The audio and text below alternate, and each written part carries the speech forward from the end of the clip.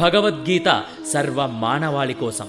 ద్వితీయోऽధ్యాయః ఆశ్చర్యవత్ పశ్యతి కశ్చిదేనం ఆశ్చర్యవద్వదతి తథైవ చాన్యః ఆశ్చర్యవచ్చైనమన్యః శృణోతి శ్రుత్వాప్యేనం వేద న చైవ కశ్చిత్. కొందరు ఈ ఆత్మని ఆశ్చర్యమైనదిగా చూస్తారు, కొందరు ఆశ్చర్యమైనదిగా వర్ణిస్తారు, మరికొందరు ఆత్మ ఆశ్చర్యమైనదని వింటారు.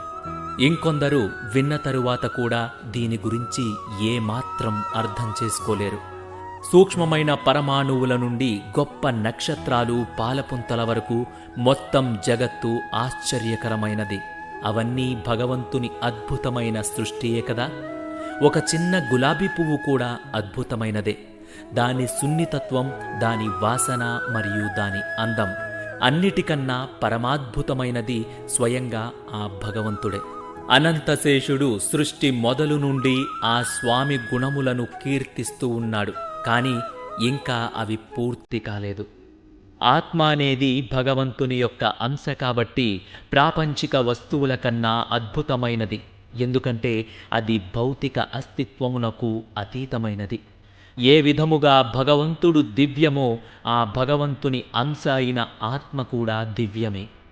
ఈ కారణం వలన ఆత్మను అర్థం చేసుకోవడానికి కేవలం బుద్ధి కుశలత మాత్రమే సరిపోదు. ఆత్మ అస్తిత్వము, ఆత్మతత్వం అర్థం చేసుకోవడం చాలా కష్టం. కఠోపనిషత్తు ఇలా పేర్కొంటున్నది: ఆత్మజ్ఞాని అయిన గురువు చాలా అరుదు. ఆత్మజ్ఞాన శాస్త్రం గురించి అలాంటి గురువుగారి ఉపదేశం వినే అవకాశం ఇంకా అరుదు.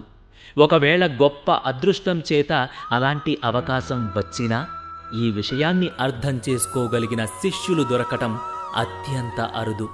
కాబట్టి ఎక్కువ శాతం జనులు ఎంతో ప్రయత్నించినా ఆత్మజ్ఞాన విషయం పట్ల ఆసక్తి చూపకపోయినా లేదా దాన్ని అర్థం చేసుకోకపోయినా జ్ఞానవంతుడైన గురువు నిరాశ చెందడు.